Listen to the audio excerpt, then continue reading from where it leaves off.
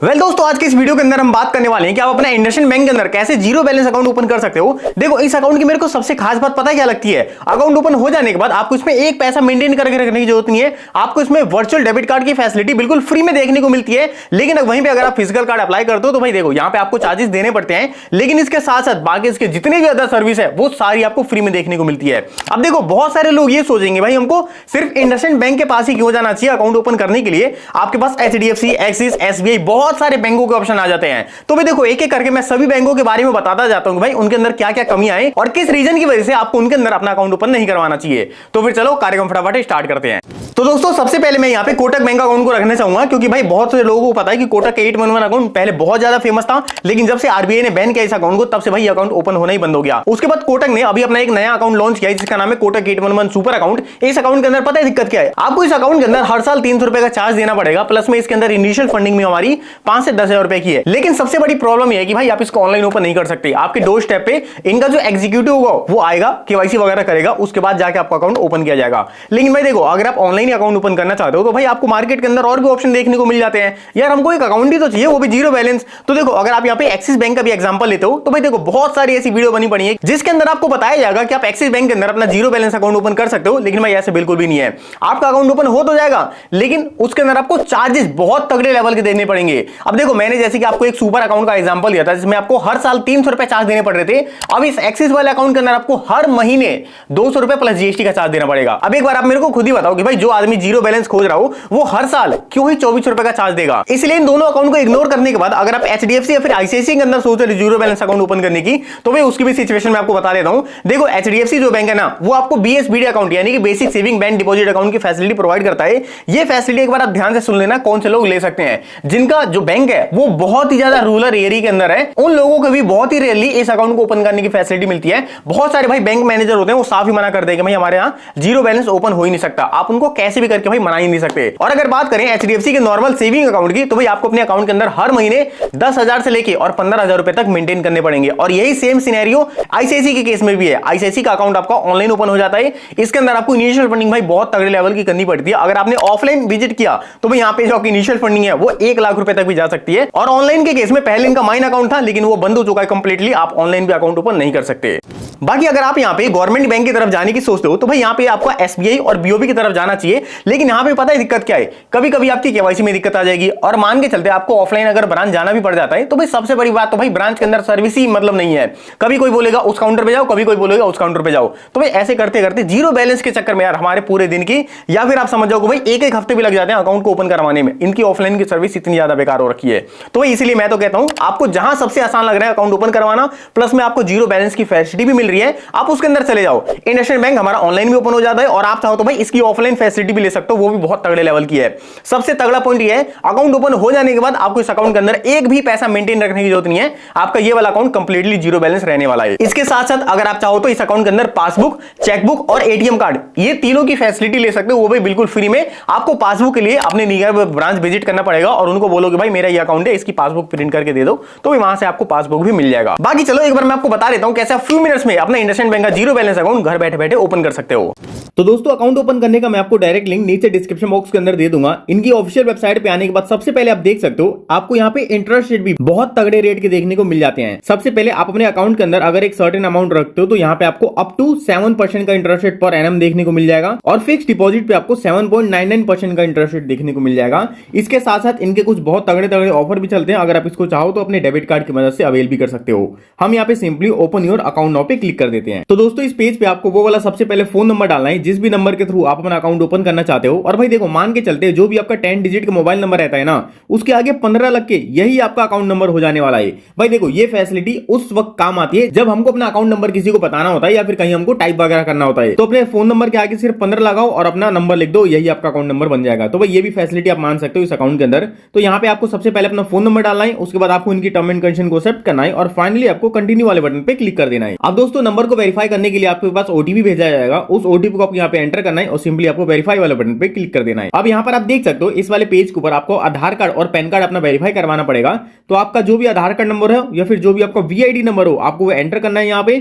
उसके बाद आपका जो भी परमानेंट अकाउंट नंबर यानी कि जो भी आपका पैन कार्ड नंबर है वो आपको यहाँ पे एंटर करना है। उसके बाद आपको सिंपली इनकी टर्म एंड कंडीशन को एक्सेप्ट करना है और सिंपली इस पेज को भी प्रोसीड कर देना है। अब दोस्तों यहाँ पर आपके आधार कार्ड के साथ रजिस्टर्ड मोबाइल नंबर पे एक ओटीपी भेजा जाएगा, उस ओटीपी को सिंपली आपको यहाँ पे डाल देना है। उसके बाद दोबारा से आपको इनकी टर्म एंड कंडीशन को एक्सेप्ट करना है और इस पेज को भी दोबारा से आपको प्रोसीड कर देना है। अब दोस्तों यहाँ पर आप देख सकते हो आधार पैन वेरीफाई करने के बाद हमको अपनी थोड़ी बहुत पर्सनल डिटेल डालनी पड़ेगी।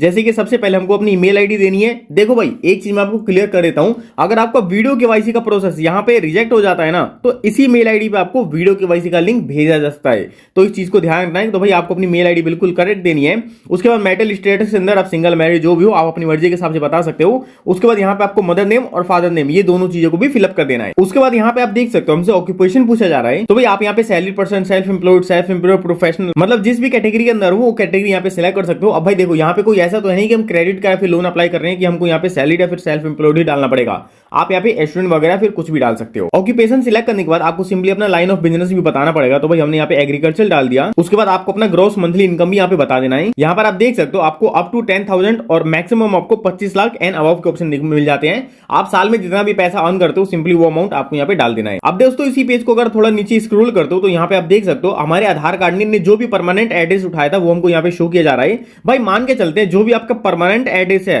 और जो आपका यहाँ पे कम्युनिकेशन या फिर जो भी आपका करंट एड्रेस है अगर वो दोनों एड्रेस सेम है ना तो भाई आपको यहाँ पे कुछ भी करने की जरूरत नहीं है। लेकिन अगर ये दोनों एड्रेस आपके बिल्कुल अलग अलग हैं तो यहाँ पे आपको सिंपली इसको टिक करना है और जो आपका कंप्लीट करंट एड्रेस है वो आपको यहाँ पे फिलअप करना पड़ेगा। एड्रेस वगैरह देने के बाद आपको यहाँ पे अपना नॉमिनी डिटेल भी फिलअप कर देना है। अब भाई मान के चलते आपके अकाउंट के अंदर पैसा पड़ा हुआ है और बाय एनी चांस अगर आपके साथ कोई दुर्घटना घट जाती है तो भाई जो भी आपके अकाउंट के अंदर पैसा है वो इसी नॉमिनी को ट्रांसफर कर दिया जाएगा।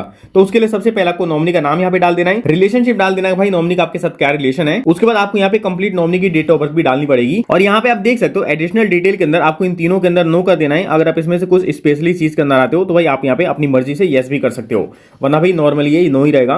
और यहाँ पे आपको सिंपली अब ब्रांच सिलेक्ट कर लेनी है। देखो भाई ब्रांच सिलेक्ट करने के अंदर बहुत सारे लोग गलती ये कर देते हैं, वो अपनी दूर की ब्रांच सिलेक्ट कर लेते हैं और जब कभी उनको ऑफलाइन कोई काम होता है तो भाई वो हो ही नहीं पाता क्योंकि उनका ब्रांच ही दूर रहता है। तो एक मैं आपको बहुत तगड़ी टिप देने वाला हूं। देखो सबसे पहले आपको अपना गूगल मैप ओपन करना है। गूगल मैप ओपन करने के बाद यहाँ पे आपको सिंपली लिखना है इंडसइंड बैंक ब्रांच। अब यहाँ पे आप देख सकते हो इंडसइंड बैंक मैंने लिख के जैसे इसको सर्च किया अब मेरे नियर बाई एरिया में जितनी भी इंडसइंड बैंक की ब्रांचेज होंगी ना वो सारी आ जाएंगी। यहाँ पे भाई आपको एटीएम नहीं देखना है, आपको इंडसइंड बैंक की ब्रांच देखना है। तो यहाँ पर आप देख सकते हो थोड़ा सा और जूम करने के बाद यहाँ पर मेरे पास एक इंडसइंड बैंक आ रहा है जो कि अभी क्लोज हो चुका है क्योंकि भाई टाइमिंग ओवर हो गया। लेकिन भाई देखो जो मेरा नियर बाय है वो यही मेरी ब्रांच है, मैं सिंपली इसी को सिलेक्ट कर दूंगा। अगर आपको यहाँ से आपकी नियर बाय ब्रांच नहीं मिल रही तो वहां पे भी आप जाके अपना ब्रांच का नाम देख लेना और वो नाम आपको यहाँ पे सिंपली एंटर कर देना है। कोशिश करना कि आपके बिल्कुल घर के नियर बाय ही ब्रांच आपको मिलनी चाहिए। उसके बाद दोस्तों यहाँ पे पूछा जा रहा है कि भाई क्या आप अपने अकाउंट के अंदर जो गवर्नमेंट की सोशल वेलफेयर स्कीम होती है उसका डायरेक्ट बेनिफिट लेना चाहते हो। तो भाई देखो अगर आप यस कर देते हो तो आपको मिल जाएगा, हमने यहाँ पे नो सिलेक्ट कर दिया। उसके बाद आपसे एईपीएस ट्रांजैक्शन को इनेबल करने के लिए बोला जा रहा है। तो भाई अगर आप यस कर देते हो तो इनेबल हो जाएगा, वरना मैंने तो भाई यहाँ पे नो सिलेक्ट कर दिया है।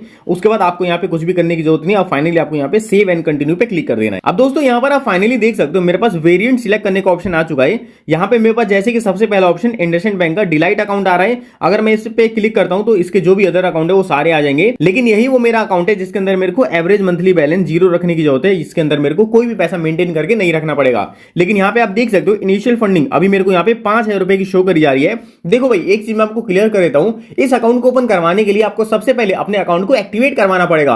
अकाउंट को एक्टिवेट करवाने के लिए सबसे पहला काम है कि आपको अपने अकाउंट के अंदर इनिशियल फंडिंग करनी पड़ेगी। यहाँ पे जैसे कि मेरे केस के अंदर 5,000 रुपए की इनिशियल फंडिंग शो कर रहा है, कभी हो सकता है कि 500 रुपए की शो कर जाए, कभी हो सकता है कि 2,000 इनिशियल फंडिंग भी शो कर जाए और कभी कभी इनिशियल फंडिंग आपकी 10,000 तक भी जा सकती है। तो भाई एक चीज ध्यान रखना, अकाउंट ओपन करवाने के लिए आपको इनिशियल फंडिंग करवानी पड़ेगी। देखो भाई मैं तो क्लियरली कहता हूं कहीं से भी जुगाड़ करके आप एक बार इनिशियल फंडिंग करवा दो, उसके बाद आपका अकाउंट जब ओपन हो जाएगा तो अकाउंट ओपन होने के 24 घंटे के अंदर अंदर आप ये पैसा इजीली निकाल सकते हो। उसके बाद ये वाला अकाउंट आपका लाइफ टाइम 0 बैलेंस रहने वाला है, फिर उसके बाद आपको एक भी पैसा मेंटेन रखने की जरूरत नहीं है। और इसके नीचे ही आप देख सकते हो हमको डेबिट कार्ड के भी ऑप्शन दिए जा रहे हैं। सबसे पहले हमको डिलाइट मास्टर कार्ड यानी कि जो हमारा physical card plus virtual card रहेगा उसके लिए हमको 590 रुपए देना पड़ेगा। और अगर आप सिर्फ अपना वर्चुअल कार्ड ही लेना चाहते हो तो भाई आपका लाइफ टाइम फ्री है। इससे आप यूपीआई की कोई सी भी एप्लीकेशन या इंस्टेंट रन कर सकते हो, जैसे कि पेटीएम, गूगल पे या फिर फोन पे हो गया, आप इंस्टेंट अपने वर्चुअल कार्ड के थ्रू ही चला सकते हो। लेकिन भाई मान के चलते अगर आपको एटीएम मशीन से पैसे निकालने पड़ जाते हैं तो भाई आपको यहाँ पे फिजिकल कार्ड लेना पड़ेगा, जिसके लिए आपको 590 रुपए देने पड़ेंगे। अगर मैं आपकी यहाँ पे भी कंफ्यूजन दूर करूं तो भाई आप यहाँ पे सिंपली अपना वर्चुअल कार्ड सिलेक्ट कर लेना। अगर आपको फ्यूचर में जरूरत होगी तो भाई आप ये ऑनलाइन भी ऑर्डर कर सकते हो। अब यहाँ पे आप देख सकते हो जैसे हमने अपना वर्चुअल कार्ड सिलेक्ट किया, इसके जितने भी बेनिफिट थे ना वो सारे इसके फिजिकल कार्ड पे ही होते हैं। तो भाई हमने अपना जब फिजिकल कार्ड लिया ही नहीं तो इसके बेनिफिट भी हमारे जीरो हो गए हैं। तो भाई चलो कोई बात नहीं, हम यहाँ पे सिंपली सेव एंड कंटिन्यू पे क्लिक कर देते हैं। अब दोस्तों इस वाले पेज को थोड़ा सा ध्यान से देखना क्योंकि बहुत ज्यादा इंपॉर्टेंट है। अब देखो मैं ऑलरेडी इंडसइंड बैंक का कस्टमर हूं, तो जो भी मेरी मोबाइल बैंकिंग की डिटेल है ना वो ऑलरेडी बन रखी है।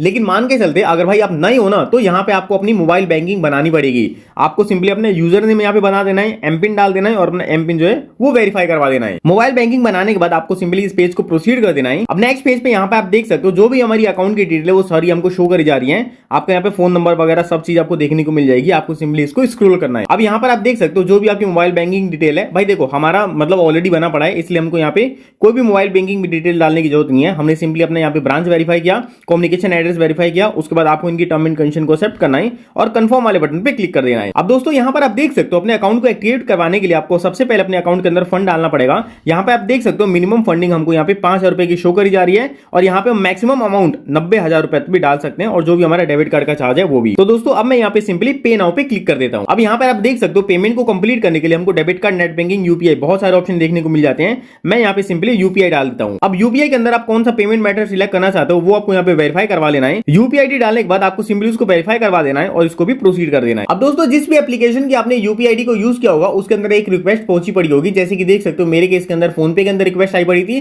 तो मैं सिंपली अपने यूपीआई पिन वगैरह डाल के इस पेमेंट को प्रोसीड कर देता हूं। अब दोस्तों जैसे आपकी पेमेंट प्रोसीड हो जाती है ना, यहाँ पे आप देख सकते हो आपको केवाईसी करने के लिए बोला जा रहा है। अब देखो जो आपकी वीडियो केवाईसी हो रही है यही आपकी फुल केवाईसी रहने वाली है। इसके बाद आप अपने अकाउंट के अंदर अनलिमिटेड पैसा डाल भी सकते हो और अनलिमिटेड पैसा निकाल भी सकते हो और आपके अकाउंट के अंदर कोई भी लिमिटेशन नहीं रहने वाली। मान के चलते अगर आपकी वीडियो केवाईसी नहीं हो पाती ना तो भाई आपके अकाउंट के अंदर प्रॉब्लम आ सकती है। आपको ये वीडियो केवाईसी करवानी जरूरी होती है। यहाँ पे आप देख सकते हो वीडियो केवाईसी को करवाने के लिए सिंपली आपके पास पेन पेपर होना चाहिए ताकि आप अपना सिग्नेचर वेरीफाई करवा सको। उसके बाद आपके पास पैन कार्ड होना चाहिए, लोकेशन की परमिशन इनेबल होनी चाहिए और ये दो कंडीशन भी आप देख लो। तो हम यहाँ पे सिंपली प्रोसीड वाले बटन पे क्लिक कर देते हैं। अब दोस्तों यहाँ पर आपको 1 से 2 मिनट का वेट करना है। इसके बीच में ही इंडसइंड बैंक की तरफ से एक एजेंट आपके साथ कनेक्ट हो जाएगा। वो एजेंट आपके पैन कार्ड मांगेगा सबसे पहले, उसके बाद हो सकता है कि आपको आधार कार्ड भी दिखाना पड़े, वरना आपको एक पेपर पे साइन करके यहाँ पे दिखाना पड़ेगा ताकि आपका सिग्नेचर वेरीफाई हो सके और आपने जो भी डिटेल यहाँ पे फिलअप करी है उससे वो क्वेश्चन पूछ सकते हैं। तो भाई आपको उसके जवाब देने पड़ेंगे। बाकी अगर आपके माइंड के अंदर कोई भी क्वेश्चन आ रहा है तो भाई आप उनसे पूछ सकते हो, आपको वहां पे सारे रिप्लाई मिल जाएंगे। अब यहाँ पे आप देख सकते हो वीडियो केवाईसी वेरीफाई होने के बाद आपके पास भी ऐसा थैंक यू का पेज आ जाएगा। तो दोस्तों ये था कंप्लीट प्रोसेस इंडसइंड बैंक का जीरो बैलेंस अकाउंट ओपन करने का। और भाई अकाउंट ओपन कर देने के बाद जो भी आपको लॉगिन डिटेल ईमेल पे या फिर एसएमएस के थ्रू मिलती है उसको भाई संभाल के रखना, इन्हीं के थ्रू आप लॉगिन कर सकते हो। और एक बार एप्लीकेशन के अंदर लॉगिन होने के बाद आपको अगर चेकबुक चाहिए तो उसको भी अप्लाई करने का ऑप्शन मिल जाएगा और डेबिट कार्ड को भी अप्लाई करने का ऑप्शन मिल जाएगा। मैंने आपको बता दिया था अगर आपको पासबुक लेना हो तो भाई आपको ब्रांच में जाना पड़ेगा इनके पासबुक को प्रिंट करवाने के लिए। बाकी दोनों फैसिलिटी आपको ऑनलाइन ही देखने को मिल जाती है। बाकी दोस्तों मेरी तरफ से बेस्ट अकाउंट ये है, आपको इसका डायरेक्ट लिंक नीचे डिस्क्रिप्शन बॉक्स के अंदर मिल जाएगा। आप वहां पे जाके अपना कंप्लीटली अकाउंट ओपन करवा सकते हो। बाकी अगर आपको कोई भी दिक्कत आ रही हो एक बार आप मेरे को कमेंट करके बता देना, आपको रिप्लाई मिल जाएगा। बाकी आज की इस वीडियो के अंदर मेक श्योर वीडियो को लाइक करके चैनल को सब्सक्राइब कर देना। अब हम मिलते हैं अगली किसी वीडियो के अंदर, तब तक के लिए जय हिंद जय भारत।